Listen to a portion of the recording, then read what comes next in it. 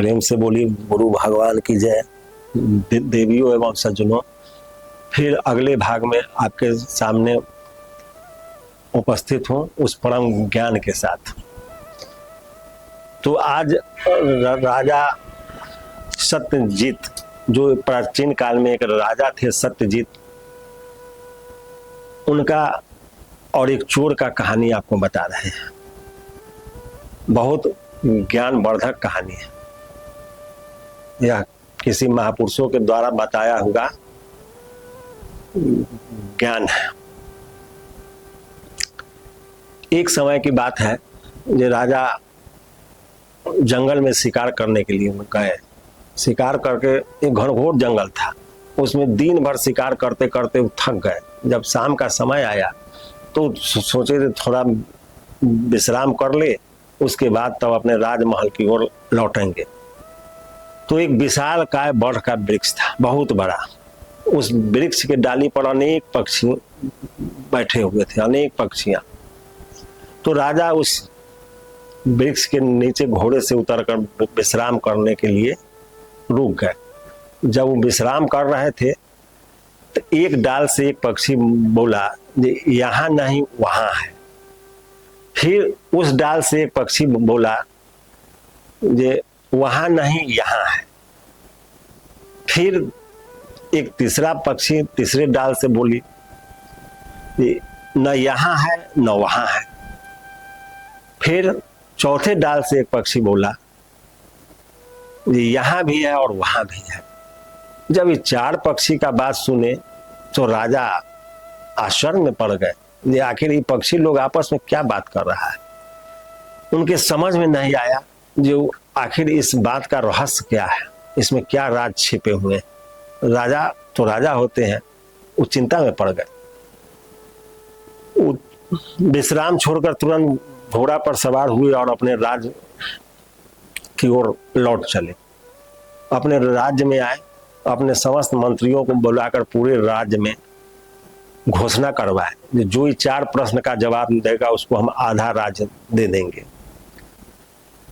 तो सारे जगह के विद्वान आने लगे। सब विद्वान आते थे और राजा प्रश्न करते थे और सब लोग अपना अपना जवाब देता था, लेकिन राजा किसी के जवाब से संतुष्ट नहीं हो पाए। सब विद्वान को दंडित करके भगा दिए, इसलिए कि उनके मन लायक कोई जवाब ही नहीं आया। वो सोचे थे सब विद्वान और ज्ञानी है, किसी के पास पूर्ण ज्ञान नहीं। क्योंकि राजा को उस चारों प्रश्न का जवाब जानना बहुत जरूरी था अपने आप में, इसलिए एकदम बेचैन थे। इसी बीच में इस बात का खबर पूरे राज्य में फैला हुआ था। एक दिन राजा के महल में एक चोर घुस गया और चोर पकड़ा गया। चोर पकड़ा गया तो राजा के सामने उसको पेश किया गया। तो चोर बोला, कि महाराज हम आपके चारों प्रश्न का जवाब दे देंगे, लेकिन उसके बदले में हमको 4 स्वर्ण मुद्राएं चाहिए और 7 दिन का समय चाहिए। तो राजा उस चोर के अपराध को उस समय अनदेखा करके और उसको 4 स्वर्ण मुद्रा दे के और 7 दिन का समय भी दे दिए। चोर वहां से चला आया और अपने पत्नी के हाथ में 4 स्वर्ण मुद्राएं रख दिया। तो उसकी पत्नी बोली, जी 4 स्वर्ण मुद्राएं कहाँ से लाए हो? तो बताया जब राजा के यहाँ से लाए हैं। सिर्फ राजा के 4 प्रश्न हैं और उसका हम 7 दिन के समय लेके आए हैं। यदि 7 दिन में जवाब नहीं देंगे तो राजा दंडित कर देगा। अब इस पर उसकी पत्नी बोली, जी हम तुमको कितना बार मना कर चुके हैं कि चोरी नहीं करो, चोरी करना गलत बात है, लेकिन तुम फिर भी बार बार चोरी करते हो। और तुम राजा के 4 स्वर्ण मुद्राएं लाए हो और 7 दिन के समय लेकर आए हो, तुम कहाँ से 4 दिन में राजा के प्रश्न के जवाब बताओगे? तो चोर बोला, कि हम लोग कुछ दिन के लिए राज छोड़ के चले जाएंगे और जब राजा जब इस बात को भूल जाएंगे तो फिर अपने राज्य को वापस हो जाएंगे। इस पर उसकी पत्नी बिगड़ गई, कही दे नहीं, इस तरह से नहीं होगा। फिर कुछ देर सोचने के बाद उस चोर के पत्नी को एक गुरु से संपर्क था। उस संत थे, एक विरक्त संत थे, एक जंगल में, पास के जंगल में रहते थे। उनके पास एक छोटा सा कुटिया था, उसी में वो रहते थे। उसी में वो चोर के पत्नी उस गुरु जी के पास जाती थी, उनका सेवा सत्कार करती थी। जब जो समय मिलता था अपना उनके यहाँ समय देती थी, उनका कुछ सत्संग सुनती थी। इसका सतबुद्धि हो चुका था और प्रभु की ओर इसका मन लग चुका था। तो उस गुरु जी के भरोसे चोर के पत्नी बोली नहीं, इसका जवाब तो हम देंगे। तो चोर बोला, तुम कहाँ से जवाब देगी? बड़े बड़े विद्वान थक गए, वो नहीं दे पाए, तो तुम कहाँ से देगी? यदि राजा के दरबार में यदि जवाब नहीं दे पाएगी तो जो हाल विद्वान का हुआ उससे भी बुरा हाल हम लोगों का हो जाएगा।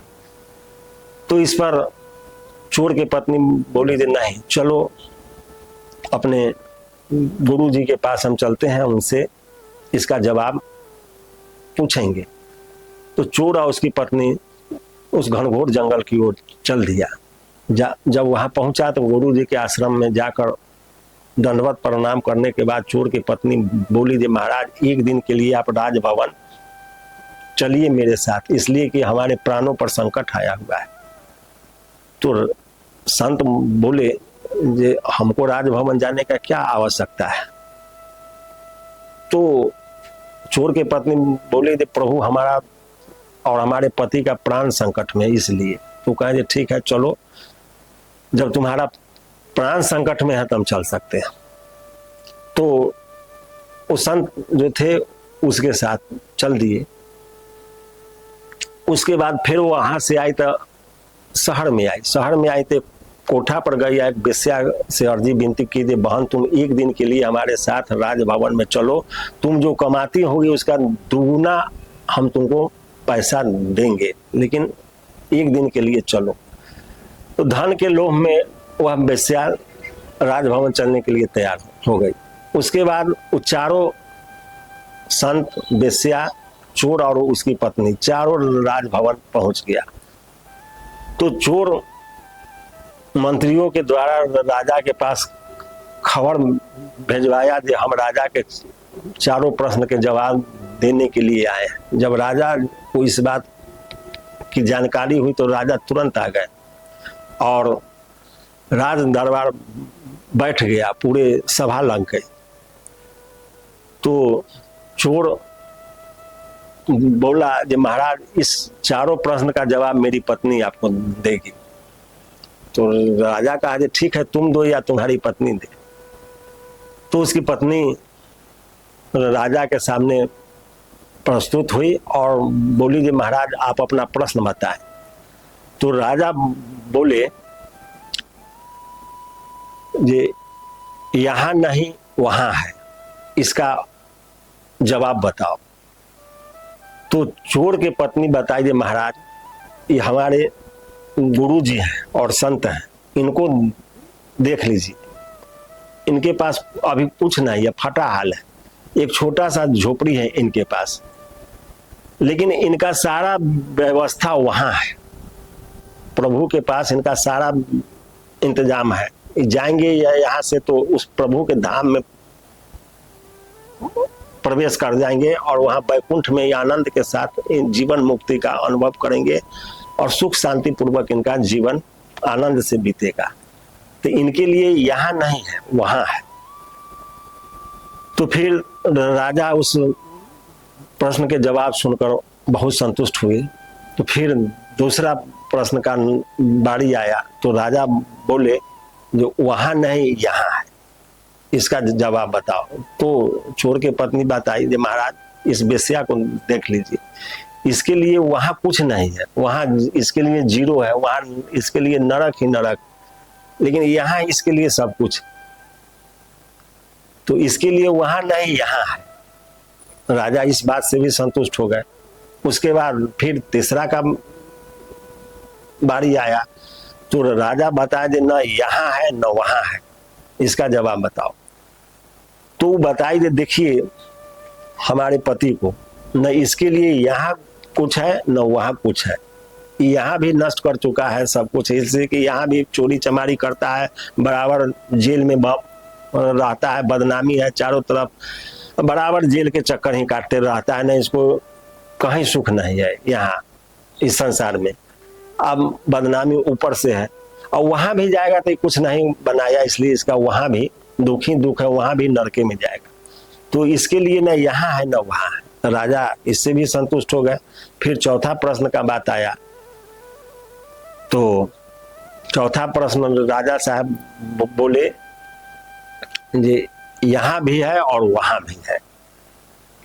तो चोर की पत्नी बात आई, जी महाराज आप अपने आप को देख लीजिए, आपके लिए यहाँ भी है और वहां भी है। यहाँ भी आप एक सत्य चरित्र आचरणवान धर्मात्मा और पुण्यात्मा राजा है, तो आपके लिए यहाँ भी सब साम्राज्य चारों ओर से सब कुछ से भरे पूरे हुए, और आप दान पुण्य करते हैं, हमेशा प्रभु में आपका मन लगा हुआ है, महापुरुषों की सेवा संगत करते हैं, गुरुजनों का आदर करते हैं, इसलिए आपके लिए वहां भी सब कुछ बना हुआ है। तब राजा उस प्रश्न से भी संतुष्ट, उसके जवाब से भी संतुष्ट हो गए। तब राजा साहब कहें जी ठीक है तुम आधा राज्य ले लो। तो चोर की पत्नी बोली जी नहीं, हमको राजा धन नहीं चाहिए, आप इतना ही कृपा कीजिए जो हमारे यहाँ एक सत्संग का आयोजन करा दीजिए, ताकि हमारे यहाँ सत्पुरुषों का आगमन हो और उनके वाणी को सुनकर हमारे चोर पति का बुद्धि शुद्धि हो जाए, ताकि इसका संस्कार बदल जाए। तो राजा उसके बात को मानकर उसके यहाँ एक आयोजन करवा दिए, और वहाँ बहुत से ज्ञानी धर्मात्मा संत महात्मा आया और उसके यहाँ सत्संग होने लगा। सत्संग के बाद उसके जब सत्संग समाप्त हो गया, तो उस रात्रि में उसके घर से एक काली कल्लूठी एक बुढ़िया निकल रही थी। तो चोर के पत्नी देखी तो पूछी जे तुम कौन हो माता, सत्संग के उपरांत निकल रही हो? तो कही देखो हम दरिद्रता है, जहाँ प्रभु का भजन नहीं होता है, जहाँ गुरु का मान नहीं होता है, जहाँ सत्य चरित्र नहीं रहता है, जिस परिवार में पत्नी का अनादर होता है, उस जगह हम आके वास करते हैं। इसलिए आज तुम्हारे यहाँ सब कुछ बदल गया, महापुरुषों का आगमन हो गया और गुरुओं का चरण पड़ गया, इसलिए आज हम तुम्हारे घर को छोड़कर जा रहे हैं। उसके बाद उन निकल गए। फिर थोड़ी देर के बाद उधर से एक बहुत सुंदर महिला का आगमन होगा। तो चोर के पत्नी दरवाजा पर थी, पूछी जे माता आप कौन है? तो कहे हम लक्ष्मी। उस बुढ़िया के बताए हुए चरित्र का जब उल्टा काम होने लगता है, वहां हम आके वास करते हैं।